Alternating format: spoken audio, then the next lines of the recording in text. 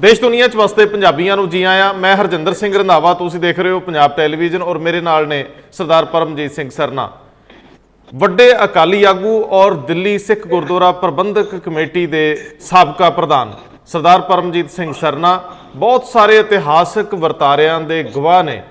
जून के पहले हफ्ते च पंजाब उदास हो जाता है। श्री हरमंदर साहब, श्री दरबार साहब ते होए हमले तो बाद अजे तक वो जख्म भरे नहीं। सो ਜਿਹੜੀਆਂ भी हस्तियां उस दौर की सच्चाई नूं जाणदियां ने वो गाहे बगाहे साडे नाल संवाद विच आउंदियां ने। सरदार परमजीत सिंह सरना ये सारे वरतारियां नूं नीज नाल तकदे रहे आ। इन्हां दियां अखां दे सामने वो सारे अकाली आगू विचरदे रहे आ ਜਿਹੜੇ उस दौर ਦੇ ਵਿੱਚ स्टेट नाल गलबात करते सी। सो सरदार साहब ਤੁਹਾਨੂੰ जी आया आखदा है और मैं नाल ही बेनती करदा है कि ये जरा कदे कियासिया है कि वो हालात जिहड़े 1984 च बनते आ, जे सिख लीडरशिप थोड़ी विजनरी होंदी, थोड़ा तहम्मुल तो कम लैंदी, थोड़ी सियाणप तो कम लैंदी ते असीं वड्डे कौमी नुकसान तो बच सकदे सां। हज़ारां लाशां तो लंघ के असीं इत्थों तक पहुंचे आ। उन्हां लाशां दा असीं हुण आके जिन्ना असीं मुੱਲ उतारदे महसूस करते हैं, साडियां 3 पीढ़ियां गरक जांदियां ने। सो वो वरतारे जिहड़े तुसीं तक्के उन्हां नूं कदे दोबारा रीकॉल किया, रीकलैक्ट किया? कदे इंज लगता है कि कुछ गलतियां हुंदियां रहियां? वाहिगुरू जी का खालसा, वाहिगुरू जी की फतेह। देखो जी, ये जिहड़े तुसीं गल कीती है कि ये जिहड़ा 84 का साका सी ये टालिया जा सकता सी या नहीं टालिया जा सकता सी। मैं पहली गल ये कहांगा कि टालिया जा सकता सी जे साडी लीडरशिप पंथ मफाद नूं मुख रख के, जाति मफाद नूं ना रख के फैसले ले। 1975 ਦੇ ਵਿੱਚ जब एमरजेंसी लगी सी तो उस वक्त की कांग्रेस हुकूमत ने अकालियां नूं, जिन्हां समझो टोड़ा साहब, बादल साहब, तलवंडी साहब, इन्होंने एक सुनेहा दिता सी बई असीं चंडीगढ़ और पंजाबी बोलते इलाके तुहानूं दे देंगे, तुहानूं उस वक्त की जनसंघ के वास्ते एमरजेंसी के खिलाफ मोर्चा लाने की लोड़ नहीं है। और अकाली लीडरशिप के आपस में वंडी भी हुई सी। टोड़ा साहब के संबंध दिल्ली के उस वक्त के लीडर जथेदार संतोख सिंह नाल अच्छे सन। वो टोड़ा साहब के धड़े नाल जाने जाते सन भी उन्होंने लीनिंग टोड़ा साहब की जथेदार संतोख सिंह, जथेदार संतोख सिंह की टोड़ा साहब नाल। टोड़ा साहब नूं जब गल पता लगी तो उन्होंने जथेदार संतोख सिंह नाल गल की भी तैनूं इंदिरा गांधी नाल मिलना चाहिए और अगर ये सानूं साडे सारे काम जिन्नियां भी साडियां मंगां ने पूरीआं कर देवे तो असीं मोर्चा नहीं लावांगे, असीं आराम नाल बैठांगे। पर जब अकाल तख्त साहब से मीटिंग हुई, मैनूं भी किसी सज्जण ने भेजा सी जथेदार मोहन सिंह तुर पास, मैं गया सी। उन्होंने कहा जी मैंने पता तैनूं किन्ने भेजा, ये लफज सन उन्हां दे, असीं फैसला पंथ दे हित दे विच करांगे। हुण उत्थे मीटिंग दे विच बादल साहब टोड़ा साहब ते हावी हो गए ते टोड़ा साहब ने जिहड़ी गल जथेदार संतोख सिंह नाल कीती सी वो विचे रह गई ते इन्हां ने मोर्चा ला दिता, जिस दे नाल इंदिरा गांधी के खिलाफ होर किसी ने आवाज़ नहीं सी उठाई स्वाए श्रोमणी अकाली दल। और मोर्चा बड़ी कामयाबी नाल चलिया। जथेदार मोहन सिंह तुर तो बाद संदर चंद सिंह लोंगोवाल मोर्चे के डायरैक्टर बने और उन्होंने को भी बाद पहुँच की गई जनसंघ वालों भी ये मोर्चा जरा तुम खत्म कर दे। उन्होंने कहा मैं मोर्चा खत्म नहीं करना, एमरजेंसी लगी हुई है, कोई मीडिया कोई अखबार है नहीं। इंदिरा गांधी ने बड़ी एक महीने 1.5 महीने इलैक्शन करा देनियां और साढ़े कोल लोगों को दसण वास्ते कोई गल नहीं रही। असीं अपनी गल जिहड़े जत्थे पिंडां चों शहर चों आंदे आ उस राही इन्हां दी जिहड़ी गल है वो सारी चाह रहे हैं ते असीं मोर्चा बंद नहीं करना। चलो मोर्चा जितया गया, इंदिरा गांधी को एमरजेंसी हटानी पई, चोणां होईयां, इंदिरा गांधी आ गए। ਇਹਦੇ ਪਿੱਛੇ ਅੱਜ ਮੈਂ ਗੱਲ ਇਹ ਕਹਿਣਾ ਚਾਹੁੰਦਾ ਕਿ ਸਰਦਾਰ ਪ੍ਰਕਾਸ਼ ਸਿੰਘ ਬਾਦਲ ਨੂੰ ਸੀ ਵੀ ਜੇ ਕਾਂਗਰਸ ਨਾਲ ਸਮਝੌਤਾ ਹੋਇਆ ਤਾਂ ਫਿਰ ਸ਼ਾਇਦ ਮੈਂ ਚੀਫ ਮਿਨਿਸਟਰ ਨਾ ਬਣ ਸਕਾਂ ਪੰਜਾਬ ਦਾ, ਕਿਉਂਕਿ ਇਹ ਗੱਲ ਦੀ ਨੈਗੋਸ਼ੀਏਸ਼ਨ ਗੁਰਚਰਨ ਸਿੰਘ ਟੋੜਾ ਸਾਹਿਬ ਨੇ ਕੀਤੀ ਹੈ ਜਾਂ ਹੋ ਸਕਦਾ ਹੈ ਕਿਸੇ ਹੋਰ ਨੂੰ ਕੀਤੀ ਹੈ। ਚਾਂਸਸ ਮੇਰੇ ਇਸ ਵਕਤ ਜੇ ਮੇਰਾ ਜਨਸਨ ਨਾਲ ਸਮਝੌਤਾ ਰਹਿੰਦਾ ਤੇ ਮੇਰੇ ਚਾਂਸਸ ਚੀਫ ਮਿਨਿਸਟਰ ਦੇ ਬਹੁਤ, ਜੇ ਕਿਸੇ ਕਾਂਗਰਸ ਦਾ ਕਿਸੇ ਹੋਰ ਨਾਲ ਸਮਝੌਤਾ ਹੁੰਦਾ ਤੇ ਮੇਰੇ ਚਾਂਸਸ 50-50 ਆ ਗਏ, ਕੋਈ ਵੀ ਮੁੱਖ ਮੰਤਰੀ ਬਣ ਸਕਦਾ ਹੈ। ਤੇ ਉਹਨਾਂ ਨੇ ਇਹ ਸਮਝੌਤਾ ਨਹੀਂ ਹੋਣ ਦਿੱਤਾ, ਮੋਰਚਾ ਲਾਇਆ, ਜਿਸਦੇ ਕਰਕੇ ਕਾਂਗਰਸ ਦਾ ਤੇ ਸਿੱਖਾਂ ਦਾ ਪਾੜਾ ਬਹੁਤ ਵੱਡਾ। ਹੁਣ ਮੁੱਖ ਮੰਤਰੀ ਬਣ ਗਏ ਜੀ ਸਰਦਾਰ ਪ੍ਰਕਾਸ਼ ਸਿੰਘ ਬਾਦਲ, ਔਰ ਜਿਹੜੀ ਘਟਨਾ ਵਾਪਰੀ ਉਹ ਵੀ ਰੋਕੀ ਜਾ ਸਕਦੀ ਸੀ।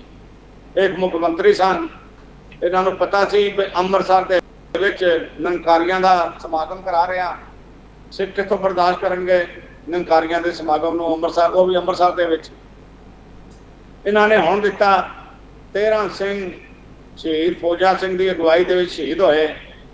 ਉੱਥੋਂ ਗੱਲ ਜਿਹੜੀ ਸੀ ਉਹ ਵਿਗੜੀ ਬਹੁਤ। ਇੰਨੀ ਦੇਰ ਨੂੰ ਸੰਤ ਕਰਤਾਰ ਸਿੰਘ ਚਲਾਣਾ ਕਰ ਗਏ ਤੇ ਸੰਤ ਜਰਨੈਲ ਸਿੰਘ ਜੀ ਭਿੰਡਰਾਂ ਵਾਲੇ ਬਣ ਗਏ ਦਮਦਮੀ ਟਕਸਾਲ ਦੇ ਮੁਖੀ। ਉਹਨਾਂ ਨੂੰ ਇਸ ਗੱਲ ਦਾ ਬੜਾ ਰੰਜਿਸ਼ ਸੀ ਬਈ ਅਕਾਲੀ ਸਰਕਾਰ ਦੇ ਹੁੰਦੇ ਆ ਸਾਡੇ 13 ਸਿੰਘ ਵਰਗੇ ਜਵਾਨ ਜਥੇਦਾਰ ਫੌਜਾ ਸਿੰਘ ਵਰਗੇ ਭਗਤੀ ਵਾਲੇ ਸਿੰਘ, ਰੱਬ ਨੂੰ ਮੰਨਣ ਵਾਲੇ ਸਿੰਘ ਵੀ ਸ਼ਹੀਦ ਹੋ ਗਏ ਤੇ ਉੱਥੋਂ ਗੱਲ ਜਿਹੜੀ ਸੀ ਵਿਗੜਨੀ ਸ਼ੁਰੂ ਹੋ ਗਈ। ਇਹ ਗੱਲ ਅੱਗੇ ਵੀ ਮੁੱਕ ਸਕਦੀ ਸੀ ਜਦ 80 ਦੇ ਵਿੱਚ ਜਨਤਾ ਸਰਕਾਰ ਨਾ ਚਲਾ ਸਕੀ। ਇੰਦਰਾ ਗਾਂਧੀ ਨੇ 2 ਸਟੇਟਾਂ ਨੂੰ ਸੁਨੇਹੇ ਭੇਜੇ ਸਨ, ਇੱਕ DMK ਨੂੰ ਭੇਜਿਆ ਸੀ ਤੇ ਇੱਕ ਅਕਾਲੀ ਦਲ ਨੂੰ ਪੰਜਾਬ ਵਿੱਚ ਭੇਜਿਆ ਸੀ। ਉਹਨਾਂ ਨੇ ਕਿਹਾ ਸੀ ਬਈ ਤੁਸੀਂ ਸਟੇਟ ਜਿਹੜੀਆਂ ਹੈਗੀਆਂ ਉਹ ਤੁਸੀਂ ਸਾਂਭ ਲਓ, ਪਾਰਲੀਮੈਂਟ 'ਚ ਮੇਰੇ ਬੰਦੇ ਆਉਣੇ ਚਾਹੀਦੇ। ਜਿਹੜਾ ਉਹਦੀ ਪ੍ਰਪੋਜ਼ਲ ਸੀ ਉਹ ਸੀ ਵੀ 2/3 ਪੰਜਾਬ ਦੀਆਂ ਚੋਣਾਂ ਅਸੈਂਬਲੀ ਦੀਆਂ ਤੁਸੀਂ ਲੜੋ, 1/3 ਅਸੀਂ ਲੜਾਂਗੇ। ਇਸੇ ਤਰ੍ਹਾਂ ਪਾਰਲੀਮੈਂਟ ਦੀਆਂ ਚੋਣਾਂ 1/3 ਤੁਸੀਂ ਲੜੋ, 2/3 ਮੈਂ ਲੜਾਂਗੇ। ਤੇ ਇਹਨਾਂ ਦੋਵਾਂ ਦੇ ਇਕੱਠੇ ਹੋਣ ਤੋਂ ਬਾਅਦ ਤਾਂ ਸੂਈ ਵੀ ਸੀ, ਸ਼ਾਇਦ ਹੀ ਕਿਸੇ ਦੀ 1 2 5 10 ਸੀਟਾਂ ਆਉਂਦੀਆਂ ਜਾਂ ਆਉਂਦੀਆਂ, ਪਰ ਸਰਦਾਰ ਪ੍ਰਕਾਸ਼ ਸਿੰਘ ਬਾਦਲ ਨੇ ਫਿਰ ਨਾ ਕਰ ਦਿੱਤੀ ਬਈ ਨਹੀਂ। ਉਹਨਾਂ ਨੇ ਇਹ ਵੀ ਕਿਹਾ ਸੀ ਵੀ ਅਸੀਂ ਸਾਰੀਆਂ ਮੰਗਾਂ ਤੁਹਾਡੀਆਂ ਪੰਜਾਬ ਦੀਆਂ ਮੰਗ ਲਵਾਂਗੇ, ਪਰ ਸਰਦਾਰ ਪ੍ਰਕਾਸ਼ ਸਿੰਘ ਬਾਦਲ ਦੀ ਫਿਰ ਚੀਫ ਮਿਨਿਸਟਰੀ ਦਾ ਐਸੀ ਵੀ ਇਹ ਕਿਹੜਾ ਬਣੇਗਾ ਤੇ ਕਿਹੜਾ ਨਹੀਂ ਬਣੇਗਾ। ਉਹਨਾਂ ਨੇ ਇਹ ਸਮਝੌਤਾ ਰੱਦ ਕਰਤਾ। DMK ਨੇ ਸਮਝੌਤਾ ਇਸ ਨੂੰ ਮੰਨ ਲਿਆ। ਅੱਜ 40 ਸਾਲ ਤੋਂ ਕਾਂਗਰਸ ਉੱਥੇ ਪੈਰ ਨਹੀਂ ਆਪਣਾ ਜਮਾ ਸਕੀ, ਜਾਂ DMK ਆਈ ਹੈ ਜਾਂ ਨਾ DMK ਆਈ। 2 ਵਾਰੀ ਉਹ ਰਾਜ ਕਰਦੇ ਨੇ, 2 ਵਾਰੀ ਇਹ ਰਾਜ ਕਰਦੇ ਨੇ, ਕਾਂਗਰਸ ਦਾ ਨਾਮੋ ਨਿਸ਼ਾਨ ਨਹੀਂ ਸੀ। ਇਹੀ ਹਾਲ ਪੰਜਾਬ 'ਚ ਹੋਣਾ ਸੀ। ਇਹ ਮੈਂ ਇਸ ਵਾਸਤੇ ਦੱਸ ਰਿਹਾ ਕਿ ਇਹ ਜਿਹੜੀ 84 ਦੀ ਘਟਨਾ ਸੀ, ਇਹ ਜਿਹੜੇ ਮੋਰਚੇ ਲਾਏ ਗਏ, ਇਹ ਅੱਗੋਂ ਇਸ ਤਰ੍ਹਾਂ ਗੱਲ ਹੋਈ, ਇਸ ਦੇ ਨਾਲ ਕਾਂਗਰਸ ਦੀ ਸਰਕਾਰ ਨਾਲ ਇੰਦਰਾ ਗਾਂਧੀ ਦੀ ਡਿਕਟੇਟਰਸ਼ਿਪ ਨਾਲ ਸਿੱਖਾਂ ਦਾ ਪਾੜਾ ਵੱਧ ਗਿਆ। ਦੂਸਰੀ ਗੱਲ ਕਿ ਜਥੇਦਾਰ ਤਲਵੰਡੀ ਸਾਹਿਬ ਤੋਂ ਬਾਅਦ ਸੰਤ ਚੰਦ ਸਿੰਘ ਲੌਂਗੋਵਾਲ ਪ੍ਰਧਾਨ ਬਣ ਗਏ।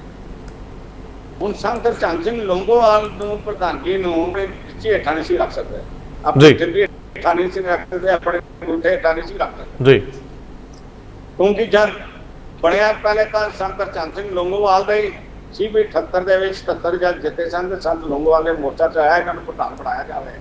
ਅਬਲ ਤੇ ਮੋਹਨ ਸਿੰਘ ਨੂੰ ਹਟਾਉਣਾ ਨਹੀਂ ਸੀ ਚਾਹੀਦਾ। ਜੇ ਉਹਨਾਂ ਨੂੰ ਹਟਾਇਆ ਜਿਨ੍ਹਾਂ ਨੇ ਮੋਰਚਾ ਸ਼ੁਰੂ ਕੀਤਾ ਸੀ, ਪਰ ਜੇ ਹਟਾਇਆ ਤੇ ਬਣਨਾ ਚਾਹੀਦਾ ਇਹ ਆਪਣਾ ਸੰਤ ਚੰਦ ਸਿੰਘ। ਪਰ ਉਸ ਵਕਤ ਬਾਦਲ ਸਾਹਿਬ ਨੇ ਕਿਹਾ ਵੀ ਸੰਤ ਚੰਦ ਸਿੰਘ ਬਣ ਗਿਆ ਤੇ ਮੇਰਾ ਪਤਾ ਨਹੀਂ ਕਬ ਨੰਬਰ ਆਉਣਾ ਹੈ। ਔਰ ਮੇਰੇ ਇਲਾਕੇ ਵਿੱਚ ਵੀ ਜਿੰਨੀ ਗੱਲ ਮੇਰੀ ਹੈਗੀ ਉਤਨੀ ਗੱਲ ਸੰਤ ਚੰਦ ਸਿੰਘ ਲੌਂਗੋਵਾਲ ਇਹ ਉੱਥੇ ਸਾਬਤ ਹੋ ਚੁੱਕਾ। ਜਿਹੜੀਆਂ ਇਲੈਕਸ਼ਨ ਹੋਈਆਂ, ਬਾਦਲ ਸਾਹਿਬ ਨੇ ਫਰੀਦਕੋਟ ਦੇ ਵਿੱਚ ਜਸਵੰਤ ਸਿੰਘ ਢਿੱਲੋਂ ਨੂੰ ਟਿਕਟ ਨਹੀਂ ਦਿੱਤੀ। ਜਸਵੰਤ ਸਿੰਘ ਢਿੱਲੋਂ ਸੰਤ ਚੰਦ ਸਿੰਘ ਲੌਂਗੋਵਾਲ ਦੀ ਫੋਟੋ ਲਾ ਕੇ ਕੋਈ ਸੰਤ ਲੌਂਗੋਵਾਲ ਦਾ ਉਮੀਦਵਾਰ ਮੈਂ ਵਾਂ, ਉਹਨਾਂ ਨੇ ਅਕਸਰੀ ਅਕਾਲੀ ਦਲ ਦੇ ਉਮੀਦਵਾਰ ਨੂੰ ਹਰਾਤਾ ਫਰੀਦਕੋਟ ਦੇ ਵਿੱਚ। ਦੂਜੀ ਵਾਰ ਫਿਰ ਕਰਨੈਲ ਸਿੰਘ ਡੋਡ ਨੇ ਸੰਨ 85 ਦੀਆਂ ਇਲੈਕਸ਼ਨਾਂ ਵਿੱਚ ਬਾਦਲ ਸਾਹਿਬ ਦੇ ਉਮੀਦਵਾਰ ਨੂੰ ਹਰਾਇਆ। ਜਿਸਦਾ ਤੁਹਾਨੂੰ ਇਸ ਵਾਸਤੇ ਦੱਸ ਰਿਹਾ ਵੀ ਜਿਹੜਾ ਗੜ੍ਹ ਸੀ ਸਰਦਾਰ ਪ੍ਰਕਾਸ਼ ਸਿੰਘ ਬਾਦਲ ਦਾ, ਉਸ ਗੜ੍ਹ ਵਿੱਚ ਵੀ ਸੰਤ ਚੰਦ ਸਿੰਘ ਲੌਂਗੋਵਾਲ ਦੀ ਗੱਲ ਸਰ ਪ੍ਰਕਾਸ਼ ਸਿੰਘ ਬਾਦਲ ਨਾਲੋਂ ਵੱਧ ਸੀ। ਜੀ ਇਹ ਇਹਨਾਂ ਨੂੰ ਪ੍ਰਧਾਨ ਨਹੀਂ ਸੀ ਬਣਾਉਣਾ ਚਾਹੁੰਦਾ, ਪਰ 5-7 ਬੰਦਿਆਂ ਦੇ ਉਦਮ ਨਾਲ, ਜਿਨ੍ਹਾਂ 'ਚ ਕਈ ਚਲੇ ਗਏ, 2 ਬੰਦੇ ਬੈਠੇ ਨੇ, ਇੱਕ ਸੁੱਚਾ ਸਿੰਘ ਛੋਟੇਪੁਰ ਤੇ ਇੱਕ ਬਲਬੀਰ ਸਿੰਘ ਬਰਾੜ, ਇਹਨਾਂ ਨਾਲ ਹਰਭਜਨ ਸਿੰਘ ਸਨ ਤਰਨਤਾਰਨ ਨਾਲ, ਜੀ ਮਹਿੰਦਰ ਸਿੰਘ ਸਾਈਆਂ ਵਾਲੇ ਸਨ, ਔਰ ਇੱਕ ਬੰਦੇ ਦਾ ਨਾਮ ਹੈ ਭੁੱਲ ਰਿਹਾ। ਇਹਨਾਂ ਨੇ ਸੰਤ ਹਰਚੰਦ ਸਿੰਘ ਲੋਂਗੋਵਾਲ ਨੂੰ ਜਗ੍ਹਾ ਜਗ੍ਹਾ ਜਾ ਕੇ ਪ੍ਰਧਾਨ ਬਣਾਇਆ। ਪ੍ਰਧਾਨ ਬਣਨ ਤੋਂ ਬਾਅਦ ਗੱਲਬਾਤ ਜਿਹੜੀ ਸ਼ੁਰੂ ਹੋਣੀ ਸੀ ਉਹ ਨਾ ਹੋਈ, ਕਿਉਂਕਿ ਇਹਨਾਂ ਨੇ ਕਪੂਰੀ ਦਾ ਮੋਰਚਾ ਲਾਤਾ। ਬਾਦਲ ਸਾਹਿਬ ਚਾਹੁੰਦੇ ਸਨ ਵੀ ਕਪੂਰੀ ਦਾ ਮੋਰਚੇ ਲਾਵਣ, ਸੰਤ ਫੇਲ ਹੋਏ ਤੇ ਫਿਰ ਮੈਂ ਇਸ਼ਤਿਹਾਰ ਹੀ ਆਵਾਂ ਅਕਾਲੀ ਦਲ ਜੀ, ਫਿਰ ਆਪਣੀ ਮਰਜ਼ੀ ਚਲਾਵਾਂ। ਪਰ ਸੰਤ ਲੋਂਗੋਵਾਲ ਦੀ ਲੀਡਰਸ਼ਿਪ ਨੇ ਬਾਦਲ ਨੂੰ ਹਾਮੀ ਨਹੀਂ ਹੋਣ ਦਿੱਤਾ। ਇਹ ਮੈਂ ਪੱਤੇ ਨਾਲ ਕਹਿ ਸਕਦਾ, ਜਿਹਦਾ ਗਵਾਹ ਸੁੱਚਾ ਸਿੰਘ ਛੋਟੇਪੁਰ ਹੋ ਸਕਦਾ ਜੀ। ਇਸ ਜਿਹੜੇ ਸੰਤਾਂ ਦੇ ਗਰੀਬੀ ਸਨ, ਇਹ ਕੋਈ ਮੋਰਚਾ ਨਹੀਂ ਸੀ ਲਾਣਾ ਚਾਹੁੰਦੇ। ਸੰਤ ਆਪ ਹੀ ਨਹੀਂ ਸੀ ਚਾਹੁੰਦੇ। ਉਹ ਚਾਹੁੰਦੇ ਸਨ ਇਲੈਕਸ਼ਨ ਈਅਰ ਜਦ ਹੋਵੇ ਉਸ ਤੋਂ ਅਸੀਂ 1 ਸਾਲ ਪਹਿਲੇ ਆਪਣੀਆਂ ਮੰਗਾਂ ਰੱਖ ਕੇ ਤੇ ਗੱਲ ਕਰੀਏ। ਮੰਨਣ ਤੇ ਠੀਕ ਹੈ, ਨਹੀਂ ਜਿਹੜਾ ਮੋਰਚਾ ਲਾਣਾ ਪਏਗਾ ਤਾਂ ਕਿ ਸੰਤਾਂ ਦੇ ਵਿੱਚ ਚਾਂਤਾ ਰਹੀ ਹੋਵੇ ਜੀ। ਪਰ ਬਾਦਲ ਸਾਹਿਬ ਦੀ ਜਿਹੜੀ ਹੈ ਸੀ ਉਹ ਹੋਰ ਸੀ। ਉਹਨਾਂ ਨੇ ਉਹਨਾਂ ਕੋਲ ਮੋਰਚਾ ਲਵਾਇਆ। ਮੋਰਚਾ ਲੱਗਿਆ ਆਇਆ, ਫਿਰ ਸੰਤ ਜਰਨੈਲ ਸਿੰਘ ਉਹਨਾਂ ਨੂੰ ਗ੍ਰਿਫਤਾਰ ਕੀਤਾ ਗਿਆ। ਉਹਨਾਂ ਦੀ ਗ੍ਰਿਫਤਾਰੀ ਵਿਰੁੱਧ ਅਕਾਲੀ ਦਲ ਨੇ ਮੋਰਚਾ ਲਾਇਆ ਔਰ ਮੋਰਚਾ ਚੱਲਿਆ। ਹੁਣ ਇੱਥੇ ਕੀ ਗੱਲ ਹੈਗੀ ਸੀ ਕਿ ਗੱਲਾਂ ਬਾਤਾਂ ਤੇ ਬਥੇਰੀਆਂ ਹੁੰਦੀਆਂ। ਜੀ 82 ਵਿੱਚ ਵੀ ਅਸੀਂ ਉਹਨਾਂ ਦੇ ਹਿਸਾਰ ਮਨਜੀਤ ਸਿੰਘ ਕਰਤੇ ਦੇ ਨਾਲ ਅੰਮ੍ਰਿਤਸਰ ਸਾਂ, ਤੇ ਇਹ ਚਲੀ ਕਿ ਅੱਜ ਮੁੱਕੀ ਕੇ ਕੱਲ। ਜੀ ਪਰ ਸੰਤ ਜਰਨੈਲ ਸਿੰਘ ਭਿੰਡਰਾਂ ਨੇ ਇਹ ਗੱਲ ਕਹੀ ਸੀ ਵੀ ਜਿਹੜੇ ਤੁਸੀਂ ਅਰਦਾਸ ਕੀਤੀ ਹੈਗੀ ਅਕਾਲ ਤਖਤ ਤੇ ਮੋਰਚਾ ਸ਼ੁਰੂ ਕਰਨਾ, ਉਸ ਅਰਦਾਸ ਤੋਂ ਘੱਟਵਾਦ ਨਹੀਂ ਕਰਨਾ, ਮੈਂ ਤਾਂ ਨਹੀਂ ਮੰਨਾਂਗਾ। ਜਿਹਦੇ ਕਰਕੇ ਗੱਲਾਂ ਬਾਤਾਂ ਟੁੱਟੀਆਂ ਦੀਆਂ ਹੁੰਦੀਆਂ ਰਹੀਆਂ। ਪਰ ਇੱਥੇ ਗੱਲ ਮੈਂ ਕਹਿ ਸਕਦਾ ਕਿ ਇੰਦਰਾ ਗਾਂਧੀ ਦੇ ਸਲਾਹਕਾਰ ਕਿਹੜੇ ਸਨ, ਜਿਹੜੇ ਵੀ ਸਲਾਹਕਾਰ ਸਨ, ਉਹਨਾਂ ਨੇ ਸਿੱਖਾਂ ਨੂੰ ਦਬਾਉਣ ਦੀ ਖਾਤਰ, ਸਿੱਖਾਂ ਨੂੰ ਹੇਠਾਂ ਕਰਨ ਦੀ ਖਾਤਰ ਇਹ ਸਮਝੌਤਾ ਨਹੀਂ ਹੁੰਦਾ। ਜਿੱਦਾਂ ਪਛਤਾਵਾ ਦਰਬਾਰ ਸਾਹਿਬ ਟੈਕ ਤੋਂ ਬਾਅਦ ਇੰਦਰਾ ਗਾਂਧੀ ਨੇ ਭਾਵੇਂ ਕੀਤਾ, ਪਰ ਉਸ को ਫਾਇਦਾ ਨਹੀਂ। ਉਹਨਾਂ ਨੇ ਕਿਹਾ ਮੇਰੇ ਕੋਲ ਬੜੀ ਵੱਡੀ ਗਲਤੀ ਹੋਈ ਹੈ। ਪਰ ਮੈਂ ਇਹ ਕਹਿ ਦੇਣਾ ਚਾਹੁੰਦਾ ਸੀ ਕਿ ਜਨਵਰੀ 1984 ਦੇ ਵਿੱਚ ਆਪੜ ਦੇ ਵਿੱਚ ਇਹਦੇ ਦੌਰਾਨ ਬੜੀਆਂ ਮੀਟਿੰਗਾਂ ਹੋਈਆਂ, ਸਭ ਕੁਝ ਹੋਈਆਂ, ਕਈ ਕਿਤਾਬਾਂ ਲਿਖੀਆਂ ਗਈਆਂ, ਤੇ ਅੱਜ ਮੁੱਕਦੀ ਹੈ, ਕੱਲ ਮੁੱਕਦੀ ਹੈ। ਸੰਤ ਹਰਚੰਦ ਸਿੰਘ ਲੋਂਗੋਵਾਲ ਨੇ ਇਹ ਵੀ ਗੱਲ ਕਹੀ ਸੀ ਕੋਈ ਜੇ ਅਕਾਲੀ ਦਲ ਦੇ ਹੱਥ ਹੋਏ ਅਸੀਂ 2 ਘੰਟਿਆਂ ਦੇ ਇੰਦਰਾ ਦੇ ਗੋਡੇ ਟਿਕਾ ਦਈਏ। ਪਰ ਸੰਤ ਜਰਨੈਲ ਸਿੰਘ ਹੋਰਾਂ ਦੇ ਆਪਣੀ ਗੱਲ ਸੀ, ਉਹਨਾਂ ਨੇ ਆਪਣੀ ਸ਼ਰਤਾਂ ਦੇ ਉੱਤੇ ਸਮਝੌਤਾ ਕਰਨਾ ਸੀ, ਉਸ ਵਾਸਤੇ ਨਹੀਂ ਗੱਲ ਬਣਦੀ।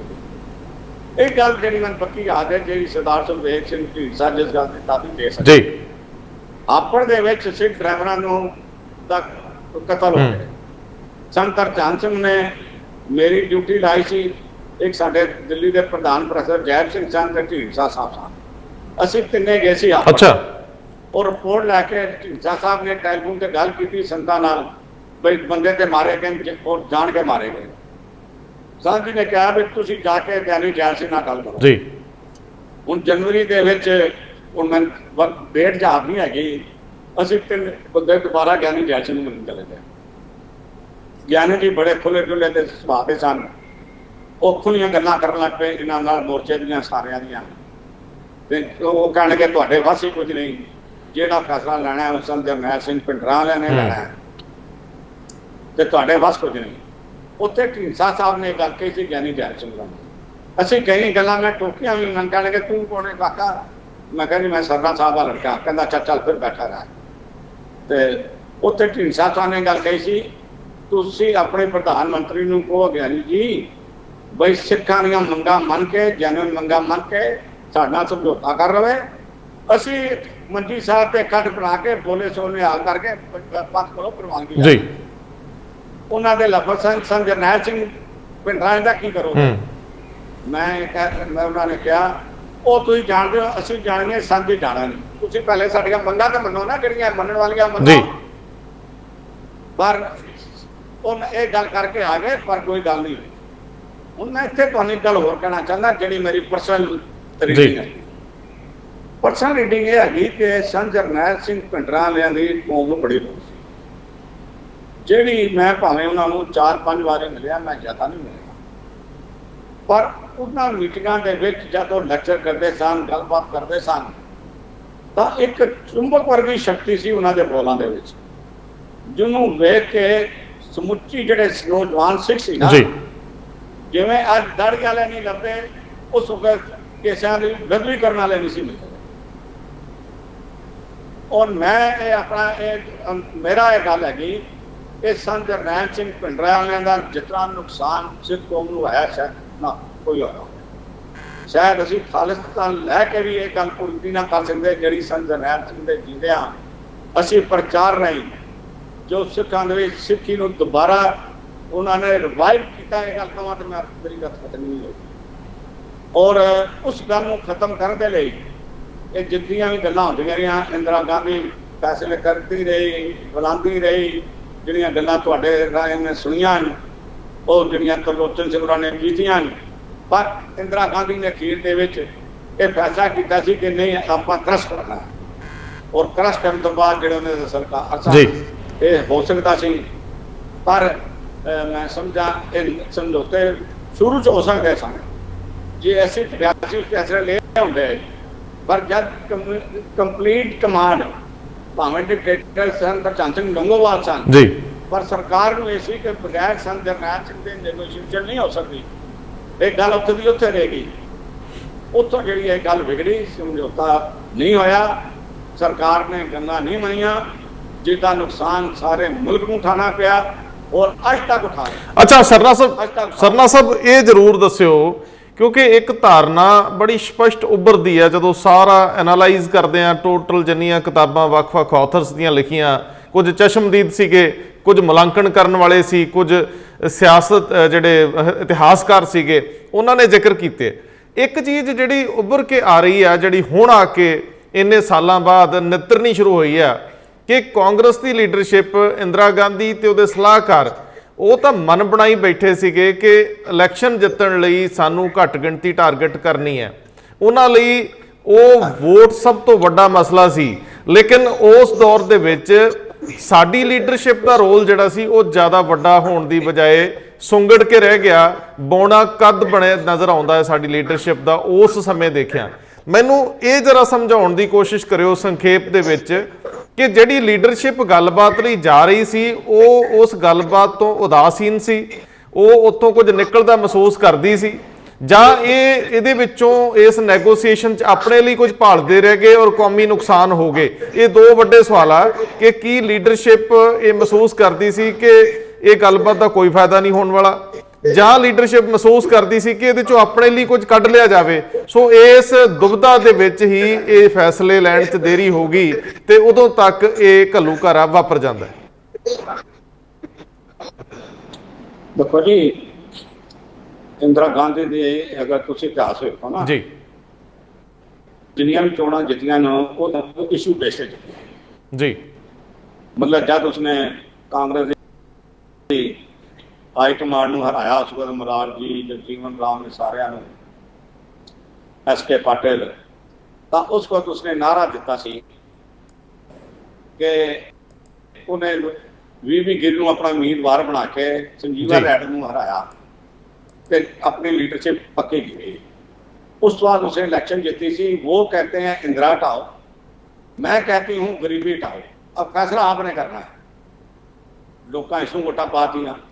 उस बाद पाकिस्तान की जंग जितन करके फिर वोटा पै गई, पर हुण इशू खत्म हो गया सन। हिंदुस्तान जी तरक्की लोचदा सी, वो तरक्की होई नहीं सी। ते इंदिरा गांधी ने जम्मू कश्मीर दी चोणां भी इशू बेस ते लड़ के हिंदुज़म ਨੂੰ ਸਾਹਮਣੇ ਰੱਖ ਕੇ ਚੋਣਾਂ ਜਿੱਤੀਆਂ ਸਨ, ਜਿਹਦੀ ਉਹਦੀ ਹੌਸਲਾ ਅਫਜ਼ਾਈ ਹੋਈ ਸੀ। ਇਸ ਗੱਲ ਵਿੱਚ ਕੋਈ ਹਕੀਕਤ ਨਹੀਂ ਕਿ ਇੰਦਰਾ ਗਾਂਧੀ ਨੇ ਜਿਹੜੀਆਂ ਚੋਣਾਂ ਸੰਨ 84 ਦੇ ਅਖੀਰ ਦੇ ਜਾਂ 85 ਦੇ ਸ਼ੁਰੂ ਹੋਣੀਆਂ ਸਨ, ਉਹਨਾਂ ਨੂੰ ਜਿੱਤਣ ਦੇ ਲਈ, ਹਿੰਦੂਆਂ ਨੂੰ ਖੁਸ਼ ਕਰਨ ਦੇ ਲਈ ਇਸ ਨੂੰ ਗੱਲ ਨੂੰ ਸਿਰੇ ਨਹੀਂ ਚੜ੍ਹਨ ਦਿੱਤਾ ਗਿਆ। ਕਿਉਂਕਿ ਸ਼ੁਰੂ ਦੇ ਵਿੱਚ ਅਕਾਲੀ ਲੀਡਰਸ਼ਿਪ ਬੜੀ ਆਸਵੰਦ ਸੀ ਵੀ ਚਲੋ ਇਹ ਹੁਣ ਮੁੱਕ ਜਾਏਗਾ, ਹੁਣ ਮੁੱਕ ਜਾਏਗਾ। ਹੁਣ ਇਹ ਮੁੱਦਿਆਂ 1.5 ਸਾਲ ਰਹਿ ਗਿਆ। एक गल तो मैं कह देना चाहता वहाँ कि जो आपस में डिफरेंस ऑफ ओपीनियन सी संत जरनैल सिंह भिंडरां वालियां दा और संत ਲੋਂਗੋਵਾਲ ਦਾ ਜਾਂ ਅਕਾਲੀ ਦਲ ਦਾ, ਉਹ ਮੈਂ ਨਵੰਬਰ 2082 ਜਦ ਗਿਆ ਤੇ ਕਿਲੇ ਮੈਂ ਵੇਖਿਆ, ਉਹਨੂੰ ਵੇਖਿਆ ਤੇ ਮਨ ਬੜਾ ਉਦਾਸ ਹੋਇਆ ਤੇ ਮੈਂ ਅਰਦਾਸ ਕੀਤੀ, ਸੱਚੇ ਪਾਤਸ਼ਾਹ ਮੋਰਚਾ ਛੇਤੀ ਖਤਮ ਕਰਾ ਦੇ, ਕਿਧਰੇ ਇਹ ਨਾ ਹੋਵੇ ਸਾਡੀ ਲਾਜ ਵੀ ਰੱਖੇ ਹੋਏ ਤੇ ਮੋਰਚਾ ਖਤਮ ਇਹ ਨਾ ਹੋਵੇ ਕੋਈ ਕੰਮ ਬਹੁਤ ਵਿਗੜ ਗਿਆ। ਪਰ ਇਹਦੇ ਕੋਈ ਸ਼ੱਕ ਨਹੀਂ, ਇੱਕ ਗੱਲ ਮੈਂ ਕਹਿ ਸਕਦਾ ਵਾਂ ਕਿ ਜਿਹੜੀ ਇੰਦਰਾ ਗਾਂਧੀ ਦੀ ਕੂਟਨੀਤੀ ਸੀ ਨਾ, ਸਾਡੀ ਲੀਡਰਸ਼ਿਪ ਐਕਸਪੀਰੀਅੰਸ ਹੁੰਦਿਆਂ ਵੀ ਉਸਨੂੰ ਸਮਝ ਨਹੀਂ ਸਕੀ, ਉਸਨੂੰ ਹੇਠਾਂ ਢਾ ਨਹੀਂ ਸਕੀ, ਉਸ ਕੋਲ ਆਪਣੀ ਗੱਲ ਮਨਵਾ ਨਹੀਂ ਸਕੀ। ਇਹ ਗੱਲ ਮੈਂ ਜ਼ਰੂਰ ਕਹਾਂਗਾ। ਇਹ ਗੱਲ ਜਿਹੜੀ ਹੈਗੀ ਮੈਂ ਸਮਝਦਾ ਕਿ ਭਾਵੇਂ ਟੋੜਾ ਸਾਹਿਬ ਸਨ ਤੇ ਭਾਵੇਂ ਬਾਦਲ ਸਾਹਿਬ ਸਨ, ਬਰਨਾਲਾ ਸਾਹਿਬ ਵੀ ਬੜੇ ਸਿਆਣੇ ਸਨ, ਬਲਵੰਤ ਸਿੰਘ ਵੀ ਬੜੇ ਸਿਆਣੇ ਤੇ ਚਤਰ ਸਨ, ਪਰ ਇਹ ਗੱਲ ਕਹਿਣ ਤੋਂ ਮੈਂ ਗੁਰੇਜ਼ ਵੀ ਕਰਾਂਗਾ। ਤਲਵੰਡੀ ਸਾਹਿਬ ਤੁਰ ਸਾਹਿਬ ਤਾਂ ਸਮਝੋ ਜਥੇਦਾਰ ਟਾਈਪ ਦੇ ਲੀਡਰ ਸਨ, ਪਰ ਇਹ ਕਿਉਂਕਿ ਸ਼ਤਰੰਜ ਦੀ ਪੋਲਿਟਿਕਸ ਦੀ ਸ਼ਤਰੰਜ ਦੀ ਖੇਡਣ ਦੇ ਆਦੀ ਸਨ, ਇਹ ਇੰਦਰਾ ਗਾਂਧੀ ਨੂੰ ਇਸ ਸ਼ਤਰੰਜ ਦੀ ਖੇਡ 'ਚ ਮਾਰ ਦਿੱਤਾ। ਸਮਝ ਨਹੀਂ ਸਕੇ ਵੀ ਦੁਸ਼ਮਣ ਜਿਹੜਾ ਹੈਗਾ ਸਾਡਾ ਉਹ ਕੀ ਚਾਹੁੰਦਾ ਹੈ, ਇਹ ਸਮਝ ਨਹੀਂ ਸਕੇ। ਇਹਨਾਂ ਨੂੰ ਖੀਰ ਦੇ ਵਿੱਚ ਸਮਝ ਆਈ ਹੈ, ਜਦ ਮਾਰਚ ਦਾ ਮਹੀਨਾ ਚੜਿਆ ਤਾਂ ਇਹਨਾਂ ਨੂੰ ਸਮਝ ਆਈ ਹੈ ਕਿ ਇਹ ਹੁਣ ਅਟੈਕ ਕਰੇਗੀ। ਪਹਿਲੇ ਇਹਨਾਂ ਦੇ ਵਿੱਚ ਇਹ ਸੀ ਕਿ ਇਹ ਅਟੈਕ ਨਹੀਂ ਕਰਨ ਲੱਗੀ, ਇਹ ਐਕਸਟ੍ਰੀਮ ਸਟੈਪ ਨਹੀਂ ਚੁੱਕੇਗੀ, ਪਰ ਸਾਨੂੰ ਇਸ ਗੱਲ ਦਾ ਇਲਮ ਸੀ, ਸਾਨੂੰ ਕਹਿ ਵੀ ਦਿੱਤਾ ਗਿਆ ਸੀ ਕਿ ਅਪ੍ਰੈਲ ਤੋਂ ਬਾਅਦ ਤੁਸੀਂ ਅੰਮ੍ਰਿਤਸਰ ਨਹੀਂ ਆਉਣਾ, ਕਿਉਂਕਿ ਅਕਾਲੀ ਦਲ ਦੇ ਸਿਪਾਹੀ ਹੋਣ ਦੇ ਨਾਤੇ ਹਰ ਮਹੀਨੇ ਅਸੀਂ ਜੋ ਕੁਝ ਹੋ ਸਕਦਾ ਸੀ ਉਹ ਸੇਵਾ ਵੀ ਕਰੀਦਾ ਸੀ, ਪਰ ਉਹਨਾਂ ਨੇ ਮਨਾ ਕਰਤਾ ਸੀ ਕਿ ਹੁਣ ਪੁੱਛੇ ਪਿਆਰ ਨਹੀਂ ਆਣਾ। ਉਸ ਵਕਤ ਅਸੀਂ ਪੰਜਾ ਸਾਹਿਬ ਤੋਂ ਵਾਪਸੀ ਦੇ ਵੀ ਮਿਲੇ ਸੀ ਸੰਤ ਹਰਚੰਦ ਸਿੰਘ ਲੋਂਗੋਵਾਲ ਨੂੰ, ਇਹ ਗੱਲ ਹੋਈ ਸੀ ਸਾਡੀ। ਪਰ ਮੈਂ ਇਹ ਕਹਿ ਸਕਦਾ ਕਿ ਸਾਡੀ ਲੀਡਰਸ਼ਿਪ ਇੰਦਰਾ ਗਾਂਧੀ ਦੀ ਕੁਟਨੀਤੀ ਨੂੰ, ਕੁਟਨੀਤੀ ਕਹਿ ਲਓ, ਪਾਲਿਸੀ 'ਚ ਇੱਕ ਕਿਸਮ ਦੀ ਇੰਦਰਾ ਗਾਂਧੀ ਫੇਲ ਹੋਈ ਹੈ, ਉਹ ਉਸ ਨੂੰ ਸਮਝ ਨਹੀਂ ਸਕੀ ਔਰ ਇਹ ਭਾਣਾ ਵਰਤਿਆ ਗਿਆ ਜਾਣ ਕੇ ਵਰਤਿਆ ਗਿਆ ਲੋਕਾਂ ਦੀਆਂ ਵੋਟਾਂ ਜਿੱਤਣ ਦੇ ਲਈ। ਔਰ ਤੁਸੀਂ ਦੇਖ ਲਓ ਜਦ 84 ਦੇ ਵਿੱਚ ਚੋਣਾਂ ਹੋਈਆਂ, ਰਾਜੀਵ ਗਾਂਧੀ ਲੈ ਕੇ ਗਿਆ, ਮੈਂ ਪਟਨਾ ਵੀ ਸੀ ਲੈ ਕੇ ਗਿਆ ਜੀ, 420 ਸੀਟਾਂ 534 420 ਸੀਟਾਂ ਲੈ ਕੇ ਗਿਆ ਚਲਾ ਗਿਆ ਜੀ। ਇਹ ਸਾਰੀ ਇਹ ਸੀ ਨਾ ਵੀ ਸਿੱਖਾਂ ਨੂੰ ਮਾਰਿਆ ਤੇ ਨਹੀਂ, ਕਿਸੇ ਨੇ ਵੀ ਕੁਝ ਨਹੀਂ ਖੱਟਿਆ ਜੀ। ਇੰਦਰਾ ਦਾ ਕਤਲ ਹੁੰਦਾ ਹੈ, ਦਿੱਲੀ ਦੇ ਵਿੱਚ ਸਿੱਖਾਂ ਦੀ ਹੋਲੀ ਖੇਡੀ ਜਾਂਦੀ ਹੈ ਖੂਨ ਦੀ, ਦਰਬਾਰ ਸਾਹਿਬ ਦੇ ਵਿੱਚ ਲਾਸ਼ਾਂ ਇੰਨੀਆਂ ਨਿਕਲੀਆਂ ਤੁਸੀਂ ਦੇਖਦੇ ਹੋ, ਔਰ ਸਾਡੇ ਬਾਅਦ ਦੇ ਵਿੱਚ ਕੋਈ ਘਰ ਇੱਥੇ ਬਚਿਆ ਹੀ ਨਹੀਂ ਪੰਜਾਬ 'ਚ ਜਿਹਦੇ ਘਰ ਸੱਥਰ ਨਹੀਂ ਵਿਛੇ, ਕੀਰਨੇ ਨਹੀਂ ਪਏ। ਅਜੇ ਤੱਕ ਲੋਕ ਸੇਕ ਹੰਡਾਈ ਜਾਂਦੇ ਆ।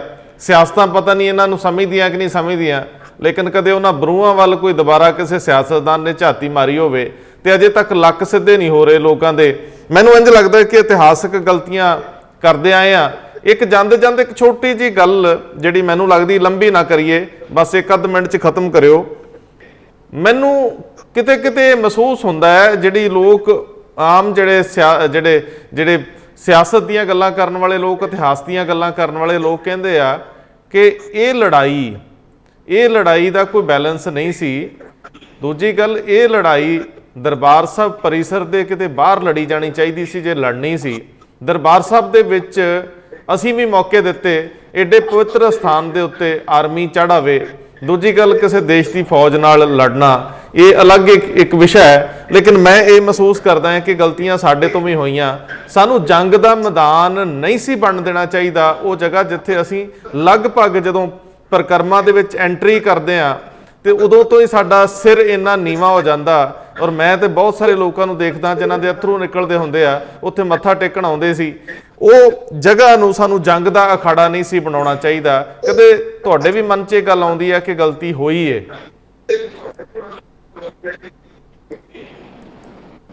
ਦੇਖੋ ਗੱਲ ਹੈ ਜੀ ਕਿ ਮੈਂ ਬੜਾ ਨਾਪ ਤੋਲ ਕੇ ਬੋਲਾਂਗਾ, ਦੁਨੀਆ ਨੇ ਸੁਣਨਾ, ਹਰ ਇੱਕ ਵਰਗ ਨੇ ਸੁਣਨਾ ਜੀ। ਅਪ੍ਰੈਲ 1984 ਦੇ ਵਿੱਚ ਸੰਤ ਬਾਬਾ ਖੜਕ ਸਿੰਘ ਹੋਰਾਂ ਕੋਲ ਮੈਂ ਗਿਆ ਸੀ ਧਾਰ ਸੇਵਾ, ਕਿਉਂਕਿ ਇਹ ਕਹਿੰਦੇ ਸਨ ਕੋਈ ਸੰਤ ਜਰਨੈਲ ਸਿੰਘ ਪਿੰਡਰਾਂ ਦੇ, ਇਹ 2-3 ਬੰਦਿਆਂ ਦੀ ਗੱਲ ਮੰਨਦੇ ਨੇ, ਹੋਰ ਕਿਸੇ ਦੀ ਗੱਲ ਨਹੀਂ ਮੰਨਦੇ। ਤੇ ਬਾਬਾ ਖੜਕ ਸਿੰਘ ਹੋਰਾਂ ਨਾਲ ਸਾਡੇ ਸੰਬੰਧ ਬਹੁਤ ਪੁਰਾਣੇ ਸਨ। ਤੇ ਇੱਥੇ ਹੀ ਜਿੱਥੇ ਲੰਗਰ ਸਥਾਨ ਹੈ ਜੀ ਸਿਆਲ ਸੀ, ਇੱਥੇ ਮੈਂ ਜੀ। ਕਹਿਣ ਲੱਗੇ 10 ਵਜੇ। ਮੈਂ ਕਿਹਾ ਬੇਨਤੀ ਕੀਤੀ, ਮੈਂ ਕਿਹਾ ਦੇਖੋ ਜੀ ਹਾਲਾਤ ਇਹ ਹੈ ਕਿ ਹੁਣ ਸਰਕਾਰ ਨੇ ਹਮਲਾ ਕਰ ਦਿੱਤਾ ਹੈ ਔਰ ਸਾਡਾ ਬੜਾ ਨੁਕਸਾਨ ਵੀ ਹੋਏਗਾ ਤੇ ਸਾਡੀ ਗਲਤੀ ਵੀ ਹੋਏਗੀ, ਤੇ ਅਸੀਂ ਨਹੀਂ ਚਾਹੁੰਦੇ ਕਿ ਜਿਹੜੀਆਂ ਸ਼ਖਸੀਅਤਾਂ ਅੰਦਰ ਬੈਠੀਆਂ ਹੋਈਆਂ, ਖਾਸ ਕਰਕੇ ਸੰਤ ਪਿੰਡਰਾਂ ਵਾਲੇ ਤੇ ਉਹਨਾਂ ਦੇ ਸਾਥੀ, ਇਹ ਅਸੀਂ ਸਿੱਖ ਇਹਨਾਂ ਨੂੰ ਗਵਾਉਣਾ ਨਹੀਂ ਚਾਹੁੰਦੇ।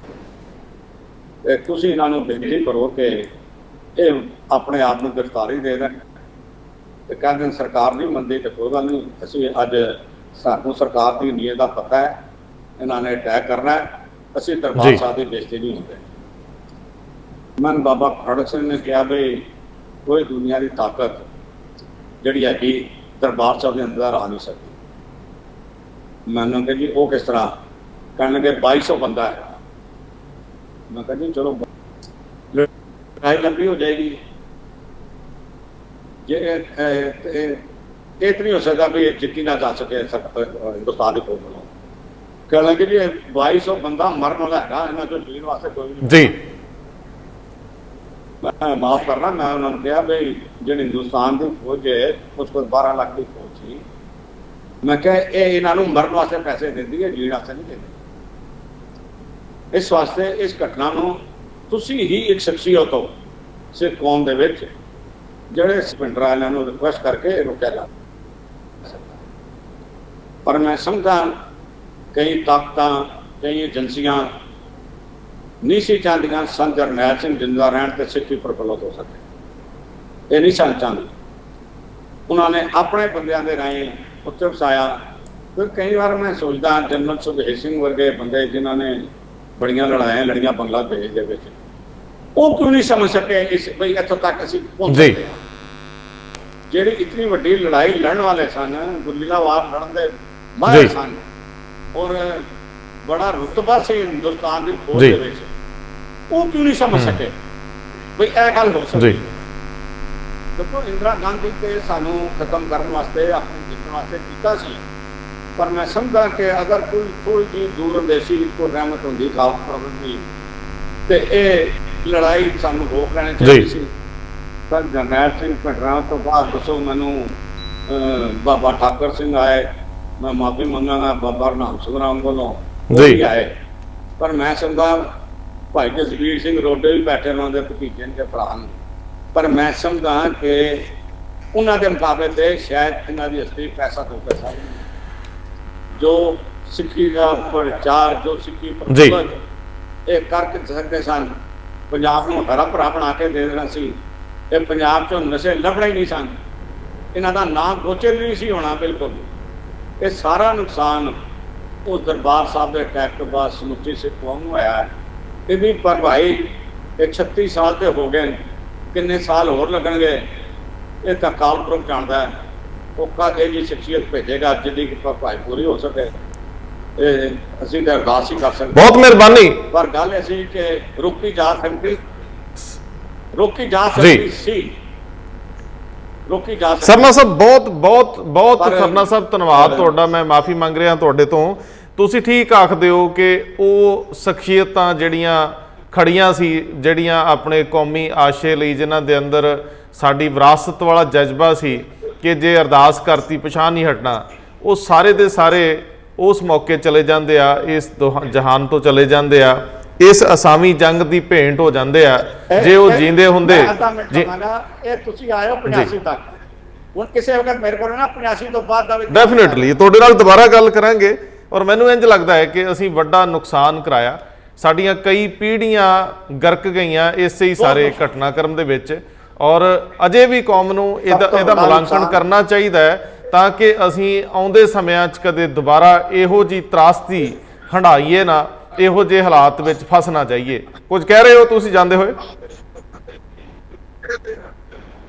ਦੇਖੋ ਜੀ ਨੁਕਸਾਨ ਤਾਂ ਇਤਨਾ ਹੋਇਆ ਕਿ ਜਿਸ ਤਰ੍ਹਾਂ ਅੱਜ ਕੱਲ੍ਹ ਦੁਨੀਆ 'ਚ ਮੁਸਲਮਾਨਾਂ ਨੂੰ ਇੱਕ ਨਜ਼ਰ ਨਾਲ ਦੇਖਿਆ ਜਾਂਦਾ ਹੈ, ਇਵੇਂ ਉਸ 84 ਦੇ ਦੌਰ ਤੋਂ ਬਾਅਦ ਸਿੱਖਾਂ ਨੂੰ ਇਸ ਨਜ਼ਰ ਨਾਲ ਵੇਖਿਆ ਜਾਂਦਾ। ਜੀ ਸਰਨਾ ਸਾਹਿਬ, ਅਸੀਂ ਫਿਰ ਇਸ ਗੱਲ ਨੂੰ ਅੱਗੇ ਵਧਾਵਾਂਗੇ। ਸਮਾਂ ਕਾਫੀ ਹੋ ਗਿਆ ਸੋ ਮੈਨੂੰ ਠੀਕ ਹੈ। ਮੈਨੂੰ ਇੰਜ ਲੱਗਦਾ ਹੈ ਕਿ ਅਸੀਂ Okay, ਇਹ ਸਾਰੇ ਦੌਰ ਦੇ ਵਿੱਚ ਆਪਣੇ ਆਪ ਨੂੰ ਸਮਝਣ ਦਾ ਯਤਨ ਕਰੀਏ, ਇਹਨਾਂ ਦਿਨਾਂ ਨੂੰ ਮੁਲਾਂਕਣ ਲਈ ਰੱਖੀਏ, ਸਿਰਫ ਤੇ ਸਿਰਫ ਨਾਰਿਆਂ ਤੱਕ ਸੀਮਤ ਨਾ ਰਹੀਏ। ਸਾਨੂੰ ਸਾਡੀ ਵਿਰਾਸਤ ਬਹੁਤ ਸ਼ਬਦ ਭਰਪੂਰ ਮਿਲੀ ਹੈ, ਸਾਨੂੰ ਸ਼ਬਦ ਗੁਰੂ ਦਾ ਆਸਰਾ ਹੈ, ਸਾਡੇ ਸਿਰ ਤੇ ਹੱਥ ਉਸ ਗੁਰੂ ਦਾ ਹੈ ਜਿਹੜਾ ਗਿਆਨ ਦੀ ਗੱਲ ਕਰਦਾ ਹੈ। ਸੋ ਮੈਨੂੰ ਇੰਜ ਲੱਗਦਾ ਹੈ ਕਿ ਸਾਨੂੰ ਸੰਵਾਦ ਲਈ, ਗੋਸ਼ਟ ਲਈ ਔਲਣਾ ਚਾਹੀਦਾ ਹੈ, ਨਾ ਕਿ ਸਾਨੂੰ ਹਰ ਵੇਲੇ ਸਿਰ ਤੇ ਕਫਨ ਬੰਨਣਾ ਚਾਹੀਦਾ ਹੈ। ਸਾਨੂੰ ਸਰਕਾਰਾਂ ਨਾਲ ਸੰਵਾਦ ਵੀ ਰਚਾਉਣੇ ਚਾਹੀਦੇ ਆ, ਘਰ ਵੀ ਸਾਂਭਣਾ ਚਾਹੀਦਾ, ਆਪਣੀ ਵਿਰਾਸਤ, ਆਪਣਾ ਸਿਧਾਂਤ ਵੀ ਨਾਲ ਖੜਾ ਰਵੇ, ਲੇਕਿਨ ਘੱਟ ਤੋਂ ਘੱਟ ਸਿਰ ਦੇ ਕੇ ਵੱਡੀਆਂ ਪ੍ਰਾਪਤੀਆਂ ਹੋਣ, ਇਹੀ ਸਿਆਣਪਾਂ ਹੁੰਦੀਆਂ। ਸਾਨੂੰ ਉਹਨਾਂ ਕੌਮਾਂ ਤੋਂ ਵੀ ਸਿੱਖਣਾ ਚਾਹੀਦਾ ਜਿਹੜੇ ਆਪਣੇ ਬੱਚਿਆਂ ਨੂੰ ਪੜ੍ਹਾ ਕੇ ਪ੍ਰਭਾਵੀ ਅਹੁਦਿਆਂ ਤੇ ਲੈ ਕੇ ਜਾਂਦੇ ਆ, ਤਾਂ ਕਿ ਫੈਸਲੇ ਕਰਨ ਵਾਲੀਆਂ ਸ਼ਕਤੀਆਂ 'ਚ ਸਾਡਾ ਹਿੱਸਾ ਵੱਧ ਸਕੇ। ਸੋ ਬਹੁਤ ਮਿਹਰਬਾਨੀ, ਬਹੁਤ ਧੰਨਵਾਦ। ਖਾਲਸਾ, ਸ਼੍ਰੀ ਵਾਹਿਗੁਰੂ ਜੀ ਕੀ ਫਤਿਹ।